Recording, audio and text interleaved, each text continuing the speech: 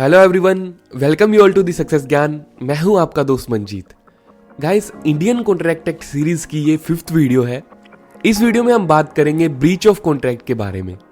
किसी भी कॉन्ट्रैक्ट में कुछ प्रोमिस, कुछ ऑब्लिगेशंस होते हैं। अगर वो दोनों पार्टीज इन प्रोमिसेस को फुलफिल करती है तो जाके कॉन्ट्रैक्ट कंप्लीट होता है।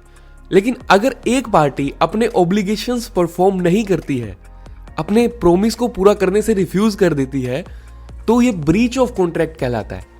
जो पार्टी कॉन्ट्रैक्ट को ब्रीच करती है वो डिफॉल्टिंग पार्टी और गिल्टी पार्टी कहलाती है। जो दूसरी पार्टी होती है जिसको लॉस हुआ है वो एग्रीव्ड पार्टी और इंजर्ड पार्टी कहलाती है। अब ऐसे में इंजर्ड पार्टी को जो लॉस हुआ है उसका कंपनसेशन प्रोवाइड करने के लिए फॉलोइंग रेमेडीज अवेलेबल होती हैं कॉन्ट्रैक्ट एक्ट में। आइए उनके बारे में जानते हैं। फर्स्ट है रिसेशन ऑफ कॉन्ट्रैक्ट। जब एक पार्टी कॉन्ट्रैक्ट के ऑब्लिगेशंस फुलफिल नहीं करती है तो दूसरी पार्टी भी अपने ऑब्लिगेशंस को परफॉर्म करने से मना कर सकती है। फॉर एग्जाम्पल, अमन एंड विनय के बीच एक कॉन्ट्रैक्ट है कि अमन विनय को गुड्स डिलीवर करेगा एंड बदले में विनय उसे डिलीवरी के टाइम पे 10,000 रुपीज पे करेगा। अब जिस दिन गुड्स की डिलीवरी होनी थी उस दिन अगर अमन गुड्स को डिलीवर करने से मना कर देता है तो क्या होगा?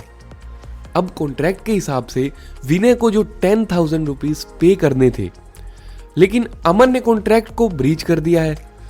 अब ऐसे में विनय भी उस कॉन्ट्रैक्ट से फ्री है अपना प्रोमिस फुलफिल ना करने के लिए। अब आप ही सोचो ना कि बिना गुड्स के वो 10,000 रुपीज पे क्यों करेगा। नेक्स्ट है क्लेम फॉर डैमेजेस। सेक्शन 73 कहता है कि अगर किसी एक पार्टी के कॉन्ट्रैक्ट ब्रीच करने से दूसरी पार्टी को लॉस या डैमेज हुआ है तो दूसरी पार्टी कंपनसेशन और रिकवरी के लिए क्लेम कर सकती है। अब ये जो डैमेजेस हैं ये भी कई टाइप्स के होते हैं, उसकी हम आगे बात करेंगे। अभी बात करते हैं नेक्स्ट रेमेडी की, जो कि है claim for quantum merit. Suppose Aman एक सिविल इंजीनियर है। एक तो जब से हमने इंडियन कॉन्ट्रैक्ट एक्ट की ये सीरीज स्टार्ट की है तब से अमन को कुछ ना कुछ बना देते हैं। कभी वो इंजीनियर बन जाता है, कभी शॉपकीपर बन जाता है, कभी कोई और रोल उसको हम दे देते हैं। तो अमन भी सोचेगा कहाँ समझ रखा है हमको दलाल। खैर, टॉपिक पे आते हैं। तो अमन एक सिविल इंजीनियर है और विनय ने उसको 4 फ्लोर की बिल्डिंग बनाने का कॉन्ट्रैक्ट दिया। बिल्डिंग का वर्क चल ही रहा था कि विनय ने कॉन्ट्रैक्ट कैंसिल कर दिया। विनय ने कहा कि अमन, अब वो प्रोजेक्ट रोक दो, उस पे काम मत करो। तो अब क्या वो अपने घर चला जाए अमन बिना कुछ लिए? जो भी उसने पैसे लगाए थे उस सब का क्या? तो क्लेम फॉर क्वांटम मेरिट के अकॉर्डिंग अमन ने जितना भी काम कर दिया था उसके अकॉर्डिंग उतनी पेमेंट उसको होनी चाहिए। अगर उसने 50% काम कर दिया था तो उसे डिसाइडेड टोटल अमाउंट का 50% मिलना ही चाहिए। लेकिन इसमें भी कुछ एक्सेप्शंस होते हैं, जैसे कि क्लेम उसी वर्क के लिए किया जा सकता है जो काम डिविजिबल हो। अब इसका क्या मतलब है समझते हैं। जैसे 4 फ्लोर की बिल्डिंग बनानी थी और आपने 2 फ्लोर बना दिए, तो उस केस में समझ आ रहा है कि 50% काम हो चुका है। लेकिन सपोज करो अमन एक पेंटर है। बंद करो हाथ जोड़ के। मैं ओके सॉरी, अब अमन का एग्जांपल नहीं लेंगे। तो अमन को कॉन्ट्रैक्ट मिला एक पिक्चर बनाने का, एक पेंटिंग बनाने का। अभी हाफ पेंटिंग ही बनी थी तभी अमन की सैडली डेथ हो गई। मारो हमको जिंदा मत छोड़ो सालो। हम कोई मंदिर का घंटा है कि कोई भी आके बजा जाता है। अब इस सिचुएशन में अमन के फैमिली वाले आधी पिक्चर की पेमेंट के लिए क्लेम नहीं कर सकते, बिकॉज आप खुद सोचो, हाफ पेंटिंग की कोई वैल्यू नहीं होती है ना। ये कुछ एक्सेप्शनल केस है।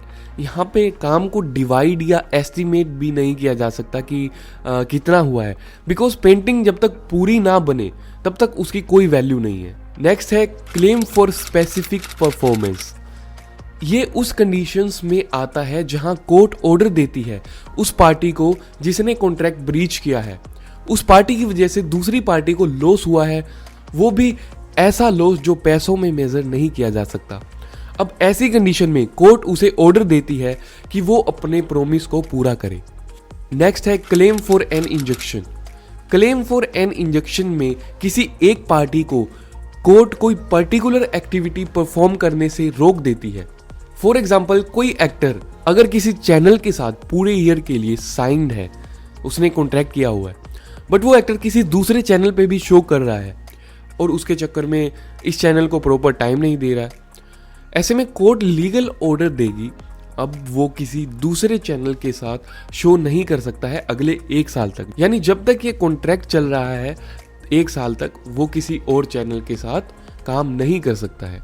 चलिए अब बात कर लेते हैं टाइप्स ऑफ डैमेजेस की। फर्स्ट है जनरल और ऑर्डिनरी डैमेजेस। जब कोई कॉन्ट्रैक्ट तोड़ा जाता है तो दूसरी पार्टी को जो डायरेक्ट नेचुरल लॉस होता है उसे जनरल डैमेज कहा जाता है। सपोज अमन का सीमेंट का बिजनेस है। ओ भाई मारो मुझे, मारो मुझे, मारो नहीं, ये मजाक हो रहा है यार, मैंने भी एक प्रॉमिस तोड़ दिया। हाँ, तो अमन का सीमेंट का बिजनेस है एंड विनय का उससे 500 सीमेंट की जो बोरी होती है उसका कॉन्ट्रैक्ट हो गया। डिलीवरी के दिन अमन सीमेंट प्रोवाइड नहीं करा पाता विनय को। अब विनय को ओपन मार्केट से 2500 rupees extra costly cement purchase करना पड़ता है। तो ये तो होता है ऑर्डिनरी डैमेज। अब बात करते हैं नेक्स्ट डैमेज की, जो कि है नॉमिनल डैमेज। नॉमिनल डैमेज ऐसा होता है जिसमें एक्चुअली इंजर्ड पार्टी को कोई बड़ा पैसों का नुकसान नहीं होता, लेकिन कोर्ट को शो करना होता है कि इंजर्ड पार्टी सही है, मॉनेटरी लॉस से ज़्यादा उनको एक सिंबॉलिक लॉस हुआ है। फॉर एग्जांपल, एक पर्सन क्लेम कर सकता है कि दूसरे पर्सन के एक्शंस की वजह से उसे लॉस या डैमेज हुआ है। तो यहाँ एक्चुअली कोई मेडिकल या मॉनेटरी लॉस नहीं है। अब भले ही उसको ज़्यादा डैमेज नहीं हुआ हो, बट सामने वाले की इंटेंट, उसकी इंटेंशन जो थी और उसके जो एक्शंस थे वो तो गलत ही थे ना। यही बात प्रूफ करने के लिए क्लेम किया जाता है, इसे नॉमिनल डैमेज कहते हैं। नेक्स्ट है एग्जेम्पलरी डैमेजेस। जब एक पार्टी के कॉन्ट्रैक्ट ब्रीच करने से दूसरी पार्टी की क्रेडिबिलिटी का लॉस होता है, उसकी रेपुटेशन का लॉस होता है, तो इसे एग्जेम्पलरी डैमेजेस की कैटेगरी में कंसीडर किया जाता है। इसमें कोर्ट को लगता है कि सिर्फ ऑर्डिनरी लॉस के थ्रू कंपनसेशन मिलना इस पार्टी के लिए सफिशिएंट नहीं है, बिकॉज इंजर्ड पार्टी को सिर्फ मॉनेटरी लॉस नहीं हुआ है बल्कि इमोशनल शॉक मिला है, रेपुटेशन के साथ मेंटल लॉस भी हुआ है। ऐसे में डिफॉल्टर पार्टी पर एग्जेम्पलरी डैमेजेस इंपोज किए जाते हैं। नेक्स्ट है लिक्विडेटेड डैमेजेस। अगर कॉन्ट्रैक्ट के टाइम दोनों पार्टी डिसाइड करें कि दोनों में से जो भी कॉन्ट्रैक्ट ब्रीच करेगा उस पार्टी को दूसरी पार्टी को कितना अमाउंट पे करना पड़ेगा, तो इसे कहते हैं लिक्विडेटेड डैमेजेस।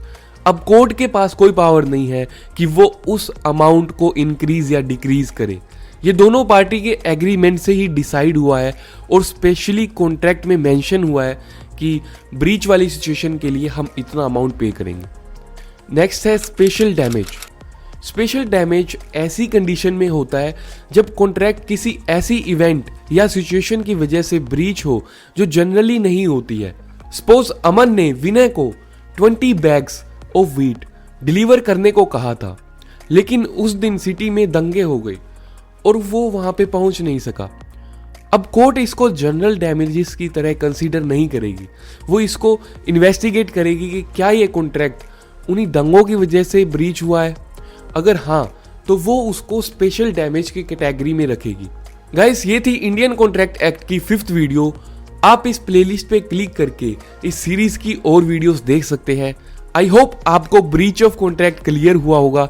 चैनल को सब्सक्राइब करके रखिए। मिलते हैं नेक्स्ट वीडियो में। Thank you.